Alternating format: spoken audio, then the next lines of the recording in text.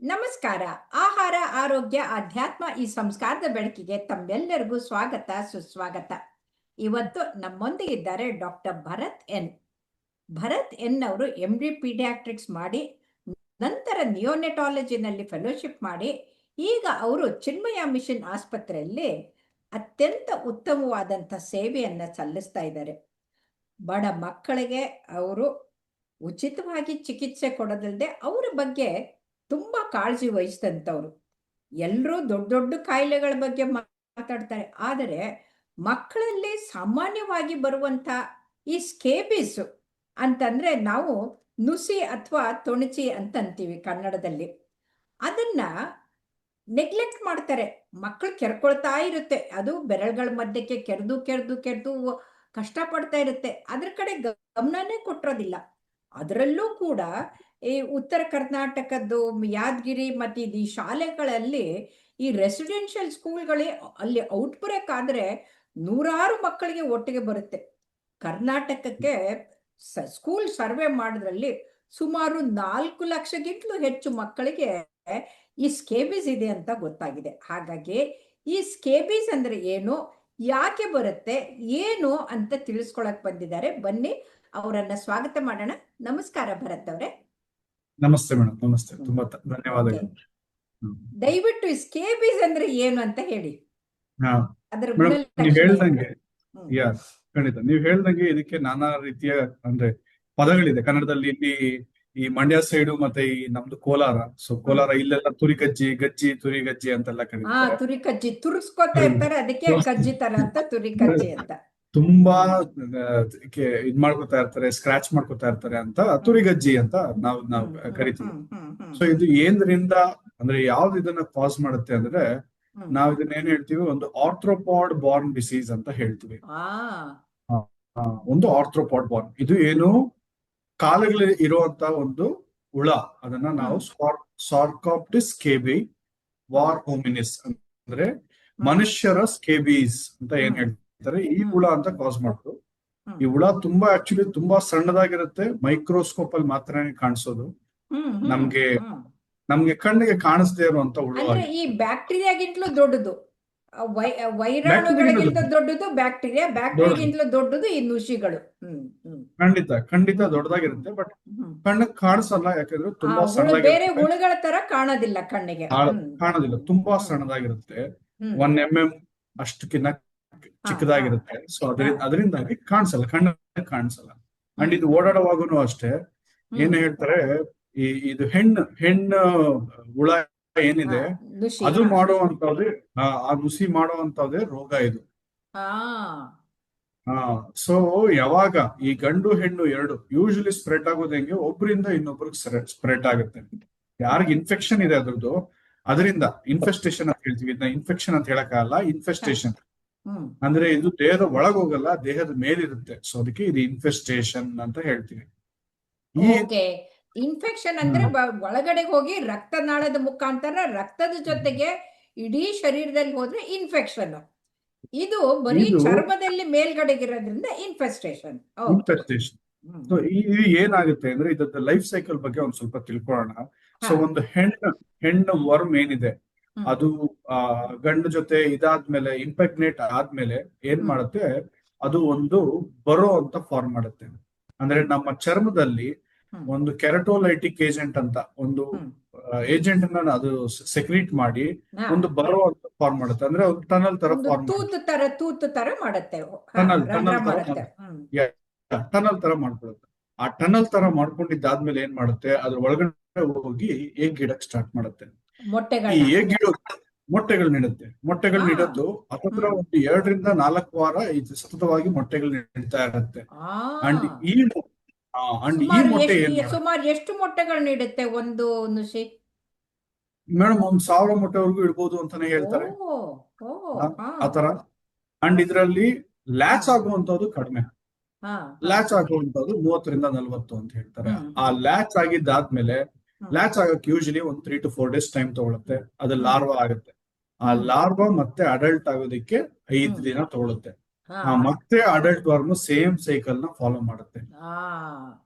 ಮತ್ತೆ ಬರ್ ಮಾಡಿ ಮತ್ತೆ ಒಳಗಡೆ ಹೋಗಿ ಆ ಮತ್ತೆ ಚರ್ಮನ್ನ ಇದ್ ಮಾಡಿ ಹಾ ಅಲ್ಲಿ ಮೊಟ್ಟೆ ಇಟ್ಟು ಮತ್ತೆ ಅದು ಲಾರ್ವಾ ಆಗಿ ಮತ್ತೆ ಹುಳಾಗಿ ಮತ್ತೆ ಬರುತ್ತೆ. ಸೊ ಇದು ಹೆಣ್ಣಿರುತ್ತೆ. ಒಂಥರ ವಿಷಸ್ ಹಾ ಸೈಕಲ್. ಎಸ್, ಒಂದ್ ಹೆಣ್ಣಿರುತ್ತೆ, ಗಂಡು ಬರುತ್ತೆ, ಇಂಪ್ರೆಗ್ನೇಟ್ ಮಾಡುತ್ತೆ, ಹ್ಮ್ ಇಂಪ್ರೆಗ್ನೇಟ್ ಮಾಡಿದಾದ್ಮೇಲೆ ಇದೇ ಸೈಕಲ್ ಮುಂದುವರಿಯುತ್ತೆ. ಹಾ ಸೊ ಇದು ಇದೇ ತರ ಮುಂದುವರಿತಾ ಇರುತ್ತೆ. ಸೊ ಹ್ಮ್ ಈ ತರ ಬರೋ ಫಾರ್ಮ್ ಆಗಿದ್ದು ಆದ್ಮೇಲೂ ಅಷ್ಟೇ, ಅದ್ರ ಮೂವ್ಮೆಂಟ್ ತುಂಬಾ ಕಡಿಮೆ. ಪರ್ ಡೇ ಹ್ಮ್ ಬರೀ ಒಂದ್ 5 mm ಮೂವ್ ಆಗುತ್ತಂತ ಅಷ್ಟೇ, ಹ್ಮ್ ಹ್ಮ್ ಮ್ಯಾಕ್ಸಿಮಮ್ ಅಂದ್ರೆ. ಅಷ್ಟು ಹ್ಮ್ ನಿಧಾನಕ್ಕೆ ಮೂವ್ ಆಗ್ತಾ ಇರುತ್ತೆ. ಸೊ ನಿಮ್ಗೆ ಗೊತ್ತಾಗೋದೇ ಇಲ್ಲ ಮೂವ್ ಆಗೋದು. ಅಂದ್ರೆ ನಿಧಾನವಾಗಿ ಕೊರಿತಾ ಹೋಗುತ್ತೆ ಹಾಗೆ ಚರ್ಮದಲ್ಲಿ. ಬರೀ ಹ್ಮ್ 5 mm ಮೂವ್ ಆಗುತ್ತೆ ಪರ್ ಡೇ, ಅಷ್ಟು ಹಾ ನಿಧಾನಕ್ಕೆ ಹೋಗುತ್ತೆ. ಹಾ ಹಾ ಈ ಮೂವ್ ಆಗೋದಲ್ಲ, ಅದರಿಂದ ಒಂದು ಸಬ್ಸ್ಟೆನ್ಸ್ ಬರುತ್ತೆ. ಆ ಸಬ್ಸ್ಟೆನ್ಸ್ ರಿಲೀಸ್ ಆದ್ಮೇಲೆ ನೆವೆ ಸ್ಟಾರ್ಟ್ ಆಗುತ್ತೆ. ಸೊ ಹ್ಮ್ ಅದರಿಂದಾಗಿ ಇದು ಯೂಶಲಿ ಒಂಥರ ಅಲರ್ಜಿ ತರ ಆಗತ್ತಾ ಬಂದಿರೋ ರಸದಿಂದ? ತುರ್ಕೆ ಸ್ಟಾರ್ಟ್ ಆಗುತ್ತೆ ಮೇಡಮ್. ಅಲರ್ಜಿಗಿನ್ನ ಹೆಂಗ್ ಹೇಳ್ಬೇಕು ಅಂದ್ರೆ ಕರೆಕ್ಟೇ. ಹ್ಮ್ ಒಂದು ಲಕ್ಷಣಗಳು ಏನ್ ಕಾಣುತ್ತೆ, ಒಂದು ಅವ್ರಿಗೆ ಈ ಮೊಡವೆಗಳ ತರ ಒಂದೊಂದು ಸಣ್ಣ ಸಣ್ಣ ಗುಳ್ಳೆಗಳು ಸ್ಟಾರ್ಟ್ ಆಗುತ್ತೆ. ಹಾ ಹಾ ಇಲ್ಲ ಈ ಬರೋ ಅನ್ನೋದು ಕಾಣಿಸುತ್ತೆ. ಈ ಬರೋ ಅನ್ನೋದು ಎಲ್ಲಿ ಕಾಣಿಸುತ್ತೆ? ಯೂಶಲಿ ಈ ವೆಟ್ ಅಂಡ್ ಮಾಯಿಸ್ಟ್ ಹಾ ಪ್ಲೇಸಸ್, ಹಾ ವೆಬ್ ಹಾ ಸ್ಪೇಸಸ್ ಹಾ ಅಂತ ಹಾ ಹೇಳ್ತೀವಿ. ಕೈಯಲ್ಲಿ ಮಧ್ಯಕ್ಕೆ ವೆಬ್ ಸ್ಪೇಸ್, ಮಧ್ಯಕ್ಕೆ ಹಾ ಕಾಲಲ್ಲೂ ಅಷ್ಟೇ ವೆಬ್ ಸ್ಪೇಸಸ್ ಅಲ್ಲಿ, ಗ್ರಾಯಿನ್ ಏರಿಯಾ, ಹ್ಮ್ ಆಕ್ಸಿಲ್ಲಾ ಏರಿಯಾ ಅಂದ್ರೆ ಕಂಕಳಲ್ಲಿ, ಓ ಅಂಡರ್ವೇರ್ ಹಾಕೊಳ್ಳೋ ಹತ್ರ, ಹ್ಮ್ ಫಿಮೇಲ್ಸ್ ಗೆ ಬ್ರೆಸ್ಟ್ ಮಧ್ಯದಲ್ಲಿ ಅಂದ್ರೆ ಬ್ರೆಸ್ಟ್ ಹ್ಮ್ ಕೆಳಗಡೆ ಅಂಡರ್ ದ ಹಾ ಬ್ರೆಸ್ಟ್ ಇಟ್ ಬಿ ಮಾಯಿಸ್ಟ್ ಹಾ ಅಂತ ಹೇಳ್ತೀವಲ್ಲ. ಹ್ಮ್ ಸೊ ಅಲ್ಲೆಲ್ಲಾನು ಅಷ್ಟೇ ಈ ಹ್ಮ್ ಈ ತರದ ಈ ಮೊಡವೆಗಳ ಅಂದ್ರೆ ತರ ಎಲ್ಲಿ ಎಲ್ಲಿ ತೇವ ಇರುತ್ತೋ ಅಲ್ಲಿ ಹೋಗಿ ಸೇರ್ಕೊಳತ್ತೋ ಅವು. Moist areas. ಕರೆಕ್ಟ್ ಹ್ಮ್ ಹ್ಮ್ ಕರೆಕ್ಟ್, ಹ್ಮ್ ಖಂಡಿತವಾಗ್ಲು ಹ್ಮ್ ಇಲ್ಲೆಲ್ಲ ಹೋಗ್ಬಿಟ್ಟು ಮೊಟ್ಟೆ ಹ್ಮ್ ಇಟ್ಬಿಟ್ಟು ಆ ತರ ಮೂವ್ಮೆಂಟ್ ಎಲ್ಲ ಬರೋದ್ರಿಂದ ಸಿಂಪ್ಟಮ್ಸ್ ಇಲ್ಲೆಲ್ಲ ಬರಕಂದ್ರೆ ತುರ್ಕೆ ಬಿಟ್ರೆ ಹಾ ಇನ್ನೇನಿರುತ್ತೆ? ಮೊಡವೆಗಳ ತರ ಸಣ್ಣ ಸಣ್ಣಗೆ ಏನಾದ್ರು ಇರುತ್ತೆ. ಇಲ್ಲ ಅಂದ್ರೆ ಹಾ ಈ ಬರೋ ಅಂತ ಏನ್ ಹೇಳ್ದೆ ಅಂದ್ರೆ ಅದು ರಂಧ್ರ ತೂತು ಮಾಡಿರುತ್ತಲ್ಲ, ಮಾಡಿರೋದು, ಆ ರಂಧ್ರ ಮಾಡಿದ್ದು. ಸೂತ್ರ ಮಾಡಿರೋದು ಒಂದು ಅದು ಕಾಣಿಸುತ್ತೆ. ಕಾಣುತ್ತೆ. ಕಾಣುತ್ತೆ. ಈ ಮೊಡವೆಗಳನ್ನು ಅಷ್ಟೇ ಪರ್ಟಿಕ್ಯುಲರ್ ಆಗಿ ಹೇಳ್ಬೇಕು ಅಂದ್ರೆ ಹೆಂಗಿರುತ್ತೆ, ಒಂದು ಲೈನ್ ಅಲ್ಲಿ ಇಲ್ಲ ಒಂದು ಈ ಹಾ ಕರ್ವ್ ಅಲ್ಲಿ ಇರುತ್ತೆ. ಹಾ ಹಾ ಹಾ ಹಾ ಸೊ ಹಾ ಅದ್ರ ಮೂವ್ಮೆಂಟ್ ಹೆಂಗಿರುತ್ತೆ ಅದ್ರ ಪ್ರಕಾರ ಹ್ಮ್ ಈ ಮೊಡವೆಗಳ ತರ ಕಾಣಿಸ್ತಾ ಹೋಗುತ್ತೆ. ಸೊ ಹಾ ಇದು ಹಾ ಹಾ ಕಾಮನ್ ಆಗಿ ಕಂಡು ಬರುವಂತ ಸಿಂಪ್ಟಮ್ಸ್ ಮಕ್ಕಳಲ್ಲೂ ಓಕೆ ಸಹ. ಓಕೆ ಹ್ಮ್ ಎಸ್ಪೆಷಲಿ ಮಕ್ಕಳಲ್ಲಿ ಯಾಕೆ ಕಾಮನ್ ಅಂದ್ರೆ ಅಗೈನ್ ಹ್ಮ್ ಅವರು ಅದನ್ನೆಲ್ಲ ಗಮನ ವಹಿಸಲ್ಲ ಅಂಡ್ ಸ್ಪ್ರೆಡ್ ಆಗೋದು ತುಂಬಾ hmm easy, especially when there is overcrowding ಅಂದ್ರೆ ಹ್ಮ್ ಒಬ್ರಿಗೊಬ್ರು ಅಂಟ್ಕೊಂಡಿರೋದ್ರಿಂದ. ಇದು ಹಾ ಸ್ಪ್ರೆಡ್ ಹಾ ಕಾಂಟ್ಯಾಕ್ಟ್ ಪೀರಿಯಡ್ ಇರ್ಬೇಕಾಗುತ್ತೆ. ಸೊ ಅದರಿಂದ ಓಕೆ. ಒಂದ್ ರೀತಿಯಿಂದ ಒಂದು ಕೈನ ಕ್ಲೀನ್ ಆಗಿ ತೊಳ್ಕೊಳ್ಳೋದಿದ್ರೆ, ಗಲೀಜಾಗಿದ್ರೆ, ಆಮೇಲೆ ಯಾರಿಗೆ ಅದು ಇನ್ಫೆಕ್ಷನ್ ಇರುತ್ತಲ್ಲ ಅವ್ರ ಜೊತೆಗೆ ಆಟ ಆಡ್ಕೊಂಡು ಅವ್ರನ್ನ ಕೈನ ಮುಟ್ಟಿದ್ರೆ, ಅವ್ರಿಗೆ ಶೇಕ್ ಹ್ಯಾಂಡ್ ಕೊಟ್ರೆ ಅವರಿಂದ ಇವ್ರಿಗೆ ಬಂದ್ಬಿಡೋದು. ಸೊ ಎಸ್, ಹಾಗಾಗಿ ನಮ್ಮ ಭಾರತೀಯ ಸಂಸ್ಕೃತಿ ತರ ನಮಸ್ಕಾರ ಮಾಡಿದ್ರೆ ವಾಸಿ. ಈ ಶೇಕ್ ಹ್ಯಾಂಡ್ ಕೊಟ್ಬಿಟ್ರೆ ನಾನು ಇಷ್ಟ ದಿನ ಏನ್ ಹೇಳ್ತಾ ಇದ್ದೆ, ಅವ್ರ ಕೊಳೆ ನಿಮಗೆ, ನಿಮ್ ಕೊರೋನಾ ಅವ್ರಿಗೆ ಅಂತ. ಈಗ ಸ್ಕೇಬೀಸನು ಎಕ್ಸ್ಚೇಂಜ್ ಆಗತ್ತೆ ಅಂತ. ಸರಿ ಸರಿ ಸರಿ. ಸೊ ಖಂಡಿತ ಹಾಗಾಗಿ ಈಗ ಅಂದ್ರೆ ಈ ತರ ಬಂದ್ಮೇಲೆ ನೀವು ಡೈಗ್ನೋಸಿಸ್ ಹೆಂಗ್ ಮಾಡ್ತೀರಿ? ಇದೇ ಸ್ಕೇಬೀಸು, ಇದೇ ನುಸಿದು, ಇದ್ರದ್ದು ತುರ್ಕೆ ಕಜ್ಜಿ ಅಂತ ಹೆಂಗ್ ಗೊತ್ತಾಗತ್ತೆ? ಮೇನ್ ಸಿಂಪ್ಟಮ್ಸ್ ಮೇಡಮ್, ಡರ್ಮಟೋಲಜಿಸ್ಟ್ ಹತ್ರ ಕಳ್ಸಿದ್ರೆ ಅವರು ಟೆಸ್ಟ್ ಮಾಡ್ತಾರೆ, ಇಲ್ಲ ಅಂತಲ್ಲ. ಅದನ್ನ ಹಾ ಸ್ಕ್ರೇಪಿಂಗ್ ಮಾಡಿ ಟೆಸ್ಟ್ ಮಾಡ್ಬೋದು. ಬಟ್ ಹ್ಮ್ ನಾವ್ ಯೂಶಲಿ ಅದನ್ನ ಸಿಂಪ್ಟಮ್ಸ್ ನ ಫ್ಯಾಮಿಲಿನ ಕೇಳ್ತೀವಿ. ಹ್ಮ್ ಮಗುಗಿದೆ, ಹ್ಮ್ ಫ್ಯಾಮಿಲಿಯಲ್ಲಿ ಎಲ್ಲಾರ್ಗು ತುರ್ಕೆ ಇದೆ, ಇಲ್ಲ ಹ್ಮ್ ಮಗು ಒಂದ್ ಸ್ಕೂಲಿಂದ ಬರ್ತಾ ಇದೆ, ಅಲ್ಲಿ ಹ್ಮ್ ಬೋರ್ಡಿಂಗ್ ಸ್ಕೂಲಿಂದ ಬರ್ತಾ ಇದೆ, ಅಲ್ಲಿ ಹ್ಮ್ ಎಲ್ಲಾರ್ಗು ಈ ತರದ್ದು ತೊಂದರೆ ಇದೆ ಅಂತಂದ್ರೆ ದಟ್ಸ್ ಹ್ಮ್ ನಾವು ಅದನ್ನ ಕನ್ಸಿಡರ್ ಮಾಡ್ಬೋದು ಸ್ಕೇಬಿಸ್ ಅಂತ. ಹಿಸ್ಟ್ರಿಯಲ್ಲೇ ಗೊತ್ತಾಗತ್ತೆ. ಹಿಸ್ಟ್ರಿಯಲ್ಲಿ ಆಮೇಲೆ ಅದ್ರದ್ದು ಚರ್ಮ ನೋಡಿದ್ರೆ ಗೊತ್ತಾಗತ್ತಲ್ವಾ ಈ ಎಕ್ಸಾಕ್ಟ್ಲಿ ತರ? ಚರ್ಮ. ಹಾ ಸೊ ಹಾ ವೆಬ್ ಸ್ಪೇಸಸ್ ನೋಡಿದಾಗ ನಾನು ಹೇಳ್ದಂಗೆ ಬರೋಸು ಹ್ಮ್ ಅಂಡ್ ಅದ್ರ ಹ್ಮ್ ಜೊತೆಗೆ ಒಂದು ಅದು ಹೋಗಿರುವಂತ ಪಾತಲ್ಲಿ ಗುಳ್ಳೆಗಳು ಗುಳ್ಳೆಗಳು. ಗುಳ್ಳೆಗಳು ಅಂಡ್ ಪರ್ಟಿಕ್ಯುಲರ್ ಏರಿಯಾಸ್ ಮಾತ್ರನೇ ಅಫೆಕ್ಟ್ ಆಗ್ತಾ ಇದೆ. ಫೇಸ್ ಎಲ್ಲ ಯೂಶಲಿ ಸಣ್ಣ ಹ್ಮ್ ಮಕ್ಕಳು ಫೇಸ್ ಹ್ಮ್ ಅಫೆಕ್ಟ್ ಆಗುತ್ತೆ. ಹ್ಮ್ ಯಾರಲ್ಲಿ ಲೆಸ್ ದನ್ 6 months ಮಕ್ಕಳಲ್ಲಿ ಹ್ಮ್ ತಾಯಿಯ ಹ್ಮ್ ಬ್ರೆಸ್ಟ್ ಅಫೆಕ್ಟ್ ಆಗಿದ್ರೆ ಅವ್ರಿಗೆ ಹಾ ಫೇಸ್ ಅಫೆಕ್ಟ್ ಆಗುತ್ತೆ, ಓ ಇಲ್ಲ ಅಂದ್ರೆ ಫೇಸ್ ಅಫೆಕ್ಟ್ ಆಗಲ್ಲ. ಆತರ ಅಂದ್ರೆ ಮುಖಕ್ಕೆ ಆಗೋದಿಲ್ಲ, ಆದ್ರೆ ಹಾಲು ಕುಡಿಯೋ ಮಗು ತಾಯಿಗೆ ಸ್ಕೇಬಿಸ್ ಇದ್ರೆ ಅದ್ರ ಮುಖಕ್ಕೂ ಬಂದ್ಬಿಡುತ್ತೆ ಅದು. ಓ ಬರ್ಬಹುದು ಓ ಆತರ ಇರುತ್ತೆ. ಹಾ ಅಂಡ್ ಸಿವಿಯರ್ ಫಾರ್ಮ್ಸ್ ಅಲ್ಲಿ ಏನಾಗುತ್ತೆ, ನಾವು ಅದನ್ನ ನಾಡ್ಯುಲಾರ್ ಸ್ಕೇಬಿಸ್ ಅಂತ ಒಂದು ಅಂತೀವಿ. ಅಂದ್ರೆ ಗುಡ್ಡೆ ಹ್ಮ್ ಆಗ್ಬಿಡುತ್ತೆ. ಆ ಗುಳ್ಳೆಗಳೆಲ್ಲ ಗುಡ್ಡೆ ಆಗ್ಬಿಡುತ್ತೆ, ಅಂದ್ರೆ ಇಷ್ಟು ದಪ್ಪ ಓ ಊದ್ಕೊಂಡ್ಬಿಡುತ್ತೆ. ಹಾ ಆರ್ ಇದು ತುಂಬಾ ಎಕ್ಸ್ಟೆನ್ಸಿವ್ ಆಗಿ ಅಂದ್ರೆ ಇಮ್ಯುನೋ ಕಾಂಪ್ರಮೈಸ್ಡ್ ಪೋಸ್ಟ್ ಅಂತ, ಹ್ಮ್ ಯಾರಿಗೆ ಇನ್ಫೆಕ್ಷನ್ಸ್ ಇಲ್ಲ ಹ್ಮ್ ಮಾಲ್ ನ್ಯೂಟ್ರಿಷನ್ಸ್ ಇರುತ್ತೆ ಹಾ ಅಂತವ್ರಿಗೆ ಸ್ವಲ್ಪ ಸಿವಿಯರ್ ಆಗಿ ಇನ್ಫೆಕ್ಷನ್ಸ್ ಆಗಿ ಅವ್ರದ್ದು ಇಡೀ ಹಾ ದೇಹ ಅಂದ್ರೆ ಸ್ಪ್ರೆಡ್ ಆಗಿ ಅವ್ರಿಗೆ ಪೌಷ್ಟಿಕಾಂಶ ಕಡಿಮೆ ಇರುತ್ತೆ, ಅವರಲ್ಲಿ ಇಮ್ಯುನಿಟಿ ಕಡಿಮೆ ಇರುತ್ತೆ, ಕಡಿಮೆ ಇರುತ್ತೆ. ರೋಗ ನಿರೋಧಕ ಶಕ್ತಿನೂ ಕಡಿಮೆ ಹೌದು ಇರುತ್ತೆ, ಹೌದು ಅಂಥವ್ರನ್ನ ಹೌದು ಇದು ಅಟ್ಯಾಕ್ ಮಾಡುತ್ತೆ ಇದು. ಹ್ಮ್ ಹ್ಮ್ ಹೌದು ಹೌದು ಹೌದು ಅವ್ರಿಗೆ ಸಿವಿಯಾರಿಟಿನೂ ತುಂಬಾ ಜಾಸ್ತಿ ಇರುತ್ತೆ. ಹಾ ಈ ಪಾಪ ಸಿವಿಯಾರಿಟಿನೂ ತುಂಬಾ ಜಾಸ್ತಿ ರೆಸಿಡೆನ್ಷಿಯಲ್ ಇರುತ್ತೆ. ಸ್ಕೂಲ್ ನಲ್ಲಿ ಇರ್ತಾರಲ್ಲ ಬಡ ಮಕ್ಕಳು, ಅಲ್ಲಿ ಅವ್ರಿಗೆ ಪೌಷ್ಟಿಕಾಂಶ ಇರುವಂತ ಊಟನೂ ಸಿರೋದಿಲ್ಲ. ಮಿಡ್ ಡೇ ಮೀಲ್ ಎಸ್, ಕೊಡ್ತಿರ್ತಾರೆ, ಆದ್ರೂ ಕೂಡ ಅದರಲ್ಲಿ ಎಲ್ಲ ಇರೋದಿಲ್ಲ. ಹಾ ಹಾ ಅಡಿಕ್ವೇಟ್ ನ್ಯೂಟ್ರಿಷನ್. ಸೊ ಹಂಗೆ ಈ ತರ ಬಂದಾದ್ಮೇಲೆ ನಮ್ಮ ಹತ್ರ ಬಂದಾದ್ಮೇಲೆ ನಾವು ಎರಡ್ ತರ ನೀವು ಇದನ್ನ ಟ್ರೀಟ್ಮೆಂಟ್ ಮಾಡ್ಬೇಕು ಅಂತ. ಸೊ ಕಂಡಿಡಿಯೋದು ಆತರ ಆಗುತ್ತೆ. ಕಂಡಿಡ್ದಾದ್ಮೇಲೆ ನಾವು ಟ್ರೀಟ್ಮೆಂಟ್ ಮಾಡೋದಕ್ಕೆ ಎರಡು ಟ್ರೀಟ್ಮೆಂಟ್ ಮಾಡ್ಬೇಕು. ಒಂದು ಮಗುನು ಟ್ರೀಟ್ ಮಾಡ್ಬೇಕು, ಇನ್ನೊಂದು ಫ್ಯಾಮಿಲಿನೂ ಟ್ರೀಟ್ ಮಾಡ್ಬೇಕು, ಸುತ್ತ ಇರೋ ಎನ್ವಿರಾನ್ಮೆಂಟ್ ಟ್ರೀಟ್ ಮಾಡ್ಬೇಕು. ಶಾಲೆಯಲ್ಲಿರೋ, ಆಮೇಲೆ ಹಾಸ್ಟೆಲ್ ಅಲ್ಲಿರೋ ಸುತ್ತಲೂ ಮಕ್ಕಳು, ಒಂದ್ ರೂಮ್ ನಲ್ಲಿ ಒಂದ್ 3-4 ಮಕ್ಕಳಿದ್ರೆ ಆದ್ರೂ ಅವ್ರಗಳಿಗೆಲ್ಲರನ್ನು ಟ್ರೀಟ್ಮೆಂಟ್ ಕೊಡ್ಬೇಕಾಗತ್ತೆ. ಹೌದು. ಒಂದು ಮಗು ಕ್ಲೀನ್ ಆಗಿದೆ ಅಂದ್ರೆ ಸ್ಕೇಬಿಸ್ ಇರಲ್ಲ ಅಂತ ಯಾವ್ದೇ ತರದಿಲ್ಲ. So scabies is nothing but ಏನಂತಾರೆ, ಅದು ಸ್ಕೇಬಿಸ್ ಇದ್ರೆ ಅವ್ನ್ ಗಲೀಜಪ್ಪ ಅಲ್ಲ.